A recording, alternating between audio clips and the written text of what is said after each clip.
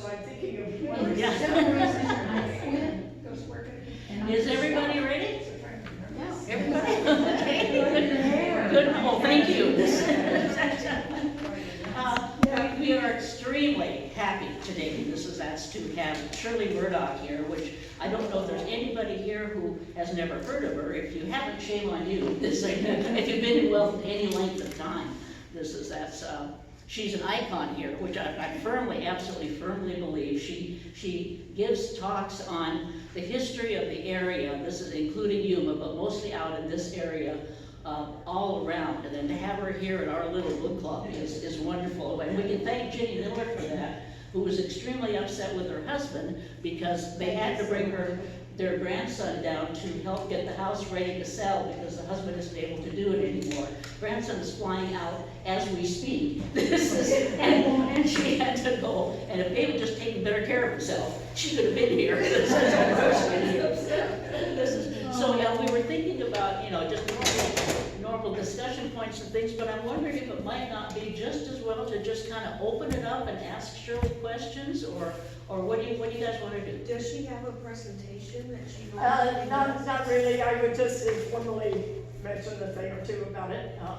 It begins with my parents having pioneered here. They came over the Plank Road in 1925 with their little son Bobby, sometime before I was born, and bought a forest of mesquite trees in Roll. It was about 13 miles from here. They bought 160 acres for $25 an acre.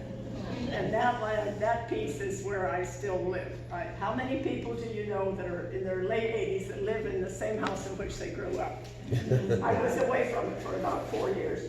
And then my parents died, and I inherited half of the farm and came back out to Roll, to live for me, having been in Yuma for a little while. So it starts with their pioneering stories, and then it includes the fact that the wells were going dry, and the water was very salty, and they couldn't raise any crops in rows. There were only a couple of crops they could raise: alfalfa and Bermuda grass for seed, no cotton, nothing in rows. And people were giving up and moving away. Many people were. The percentage of farming area that was developed went way down. So there needed to be something done about water. Well, the Colorado River was pretty far away, but my dad and 3 or 4 other farmers went to Washington and told their story, and a beautiful school had been built, and they told about this community and what was going on, and got a bill passed to bring Colorado River water here. So thus began the construction of the irrigation system, and this book goes into that with lots of good pictures of the gigantic machinery. The lining machinery for the canals that put this concrete lining in, each machine weighed 126 tons. So, and those had to come out of the canal whenever there was a road to cross and go back down again. And so it was a huge job, and it took a number of years. And when the water was finally delivered, it was right there on our farm, right next to the Mohawk Valley School. And there's a beautiful monument there that the Kiwanis Club built for my parents, for their pioneering and for the first delivery of the water. So that's what it's all about, those two things. And the title, I have to tell you, my mother belonged to she worked at a title company drawing maps in Santa Ana, California. And my dad was a partner in a Stearns Knight automobile dealership and a garage, for a mechanical garage. So when they decided to come, they bought a Model T truck, and they had 2 mules in the back of it, and their little son Bobby with them, and some stuff piled on top. And my mother's employer they had a party for them, a going away party, and he said to her, "You're going out into that God-forsaken country with those mules in the back of that truck, but one of these days you'll be coming back to us with them in front." So the man in Tucson who got interested in my book and arranged for it, was my designer, said he liked that title, so that's how it got to the title. And the subtitle is, as you probably know, is a story of hardship and triumph on Arizona's lower Gila. So having said that, I'm open for questions, either personal or not personal, or whatever you might have. But when did you start writing the book? When did I start? Well, I started writing the stories that my mother told me in a little bit by hand before 1984, but then in 1984 I bought a computer. That was when you could first have a home computer, and I began putting the stories into that. So, but actually, the real work on this book, I think, was more than 10 years. So, you know, I had a few other things going on, 4 children included. Yeah. And was there some impetus that actually made you decide to sit down and start? I knew the stories needed to be told because my parents they were very strong, affirmative thinking pioneers, and I thought, and I liked the stories that my mother and dad told me. Mostly my mother told me the stories, and I thought, these just need to be shared. And I've always liked to write. I still like to write in a journal or whatever, about family or whatever, so it's kind of an impulse with me. So, thank you for the question. Yeah. Now, when was this published? What? When was the book published? 15 years ago, 2005. Yeah. And I was told to try a university publisher because they're more likely to do something. So I wrote to the University of Arizona press department or whatever it was called, and I got the nicest rejection letter that you can.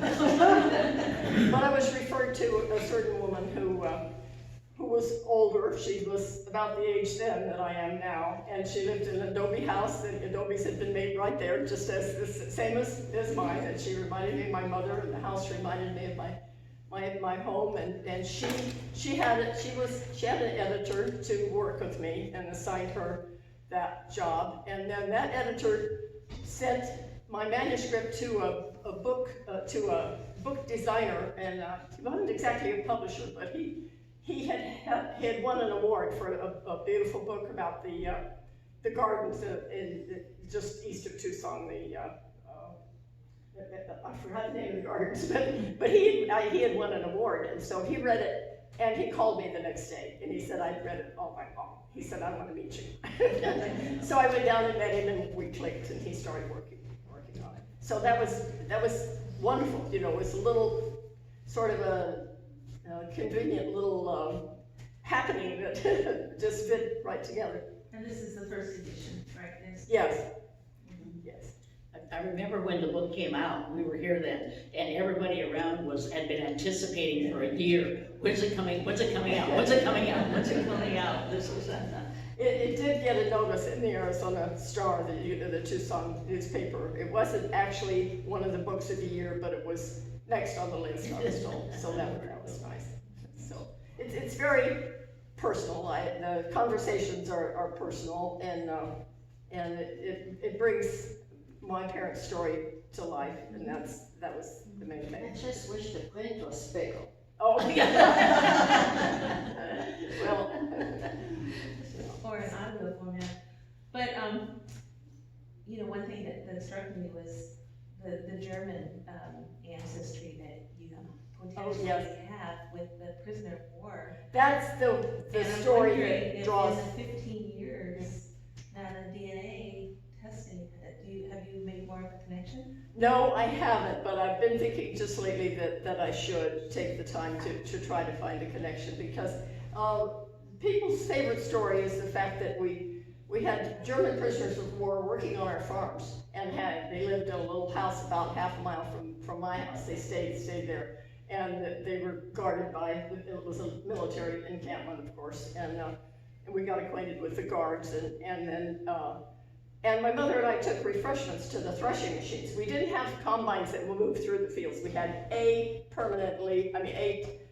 an established place where a threshing machine existed, and you went there with trailers full of the crop, alfalfa or Bermuda grass or whatever, and these prisoners of war were using pitchforks and loading the trailers, and then at 4 o'clock, they turned the threshing machine off and they had a break, and we had refreshments, and my mother and I took sheet cakes and coffee, and there were no cake mixes in those days, and sat with them, and through the interpreters, we talked with them.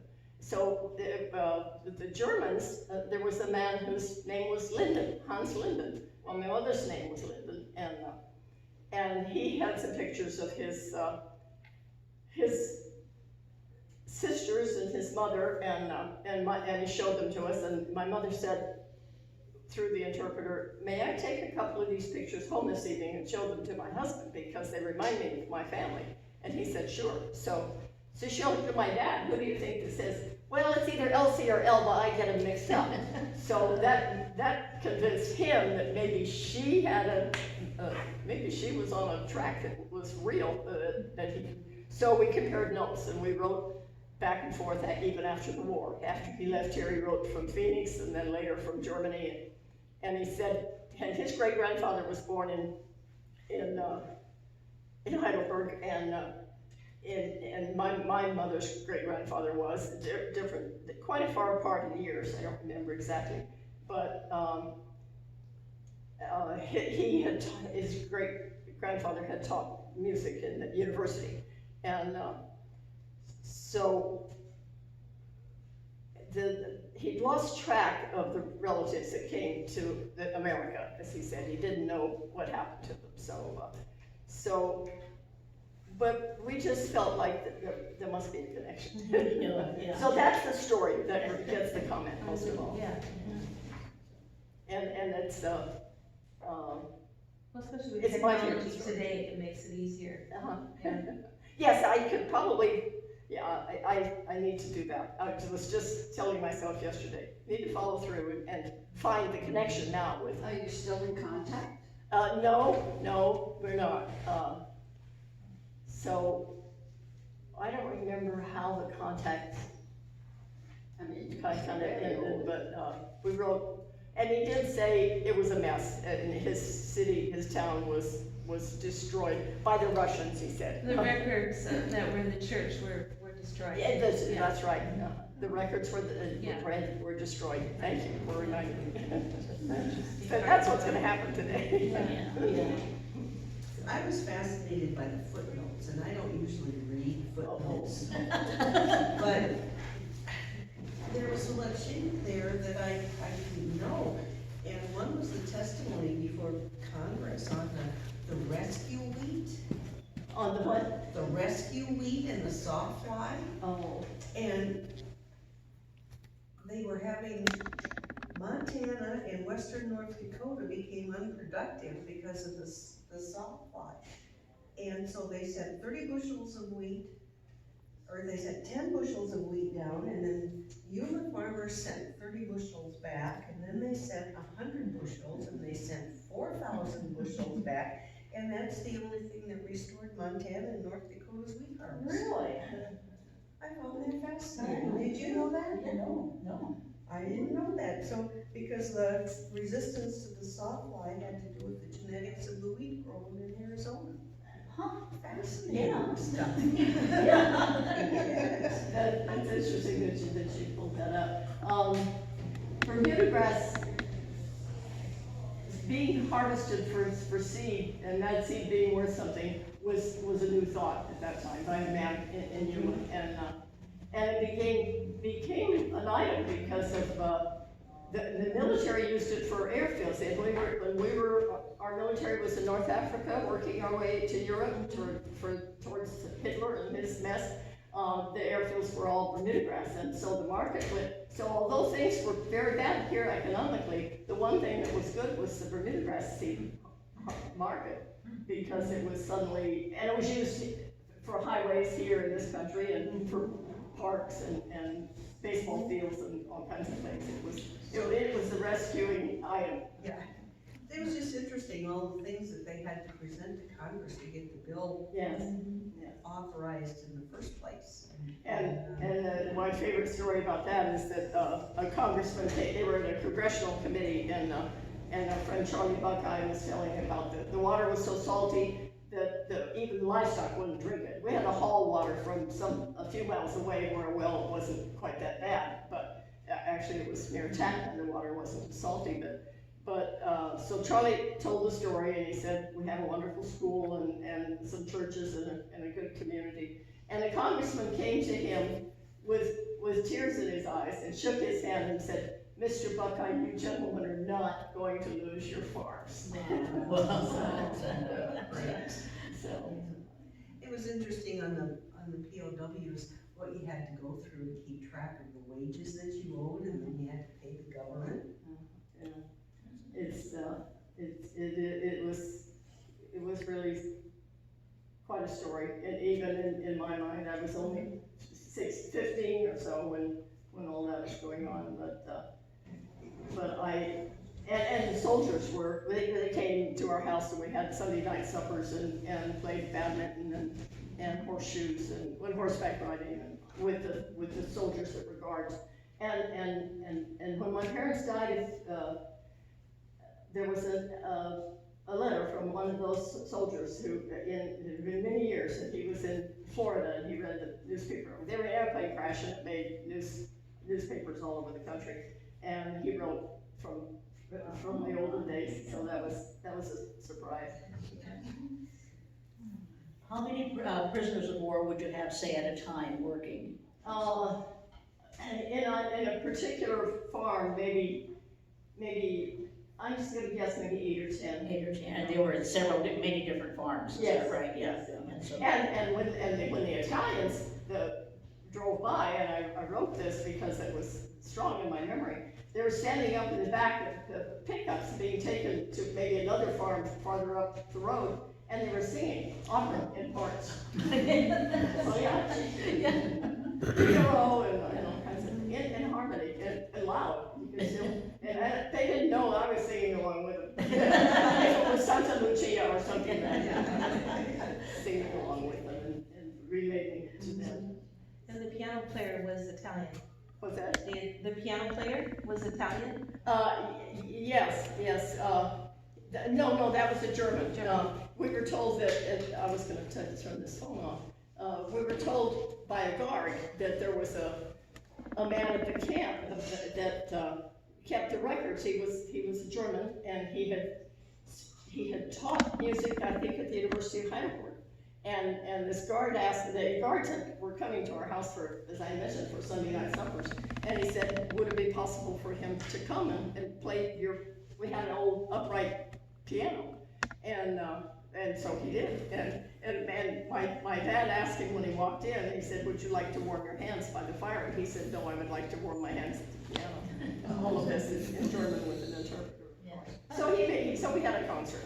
There were 4 telephones in the valley. Roll 1, roll 2, roll 3. And we called the other 3, and the people came, and we had a little concert. And when I had to go to bed, go to sleep, and because I was just a schoolgirl, he played Goodnight Ladies, and he played Irish Washerwoman for my mother, and The Happy Farmer for my dad, and played songs that I was trying to play. I'd had 1 year of piano lessons, so it was a wonderful, memorable evening. And so that, for me, it's just, the memories are still alive, partly because I did write them, although I think I'm forgetting little present day unimportant things. None of us does that.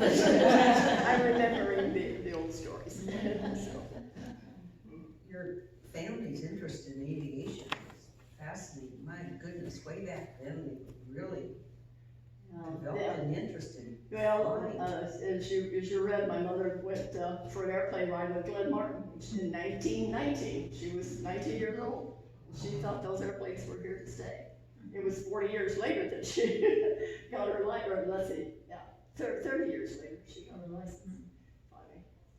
I thought it was fascinating because being where I'm from, I never thought of this, but it makes sense. Flying was such a perfect way for farmers to get back and forth places, and you've got landing areas and takeoff areas, and it was a natural, but it's something I had just never even thought of.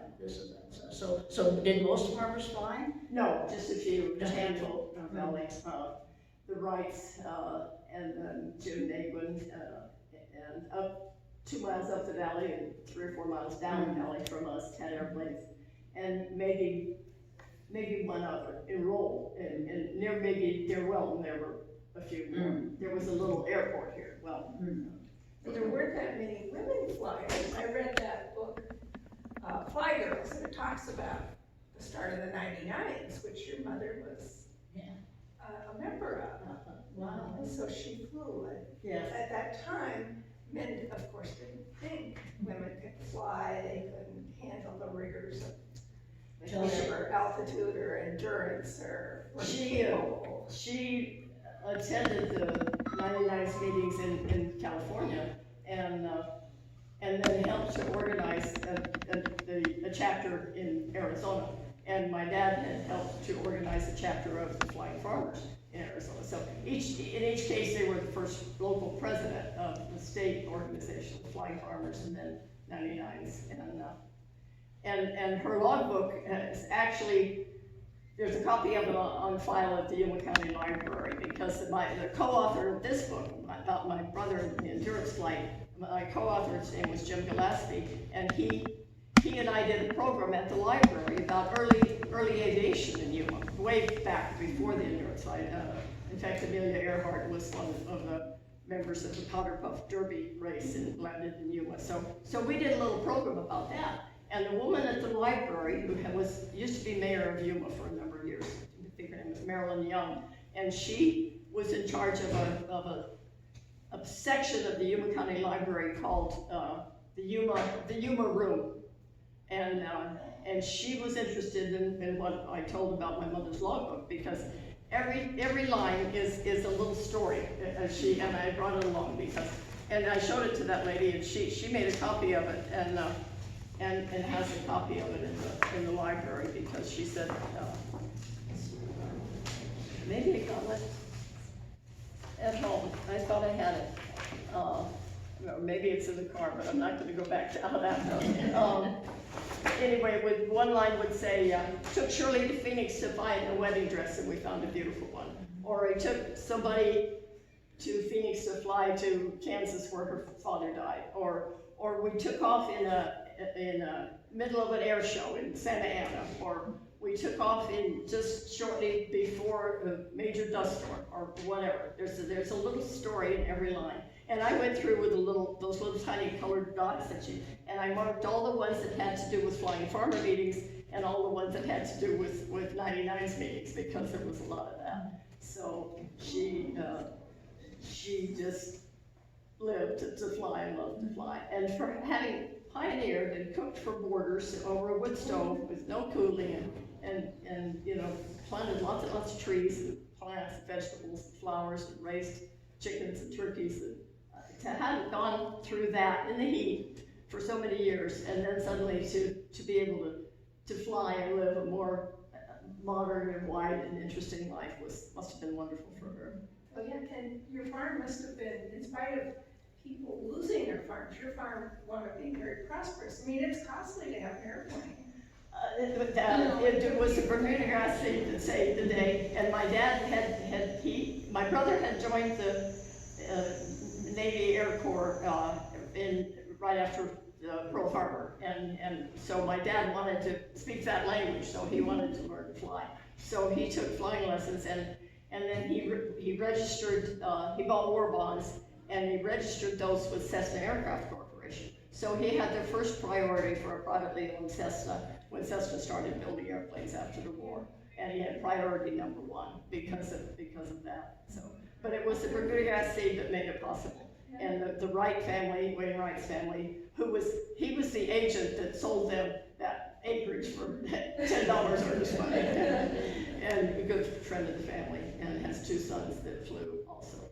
So, and we had big parties for the state level. People would come from around the state for a Flying Farmer meeting and meal and little games and stuff, or 99s. So.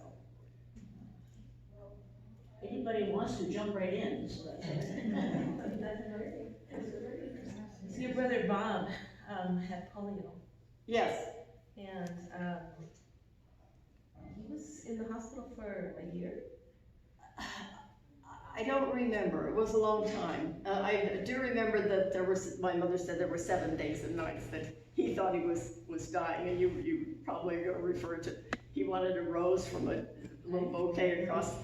She was sitting here holding his hand day and night, and he wanted a rose from a bouquet, and she didn't want to turn this of his hand. So a nurse handed him the rose, and he said, he put it on his pillow. He was his age 12. Is that what I said? He said, now with a rose on my pillow and my sweetie heart holding my hand, I can die happy. But he didn't end up in a wheelchair, No, he and didn't. he was able to serve in the The only Navy. problem that may have related to that was he had a fair amount of back trouble. Okay, But, so he was really one of the fortunate ones yeah. because, and no long-term effect today from the polio. Some people it comes back on in later years. 'cause you he get- lived to be, he was almost 90 when he died and he still had no No effect from it. effect from it That's awesome. unless the back trouble was released. And it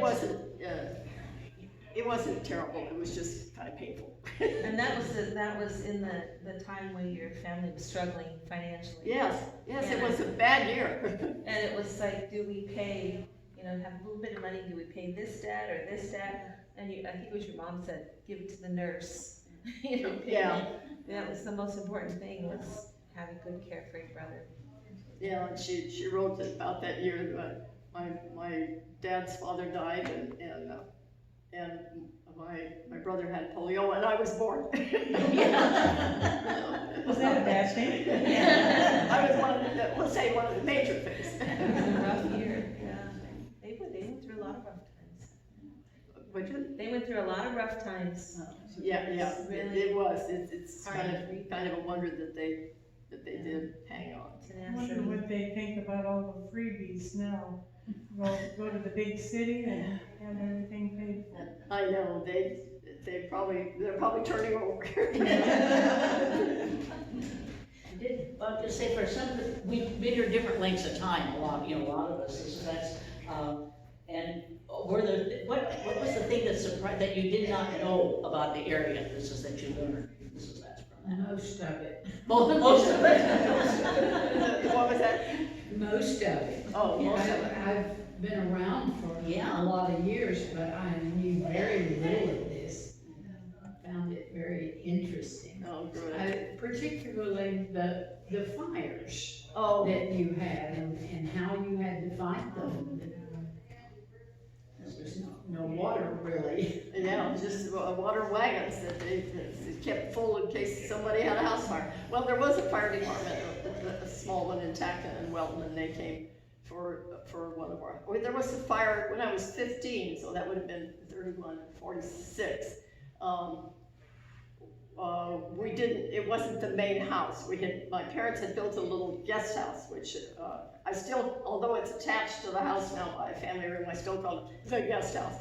And if the garage was maybe gonna burn, and that was gonna, and behind all of that was a shop and a camp for a Mexican man, and a big shed where we had stacks of the seed harvested, ready to be sold and go away. So the fire stayed out there. We kept it with local help, kept it from starting the house. And I was 15. I was sitting on top of the house on a porch with a hose, spraying it on the garage.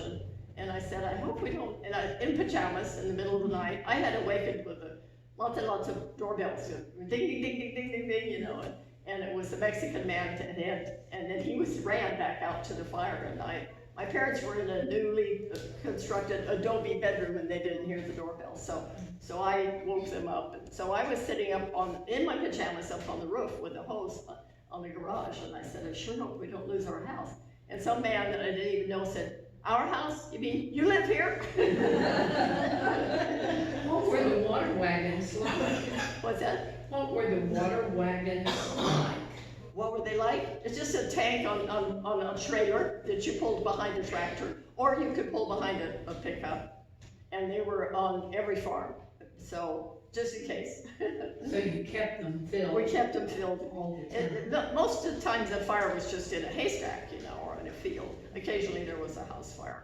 And ours started from the Mexican man in his little shack out in back. He had a little wood stove, and he must have either fallen asleep, it was late in the middle of the night, or something, and it got out of hand before he knew what was going on. So, and another time of firemen, more modern times, after we had family, and my husband and I had been to California to visit my daughter, and came back and put my suitcase down, apparently on top of one of those shoe polishers that had a red buffer on one end and a black one on the other end. Must have jammed the on button on the top of that little machine, and the little machine heated up and started burning the carpeting under it, while George and I went to sleep, didn't know what was going on until it was too late.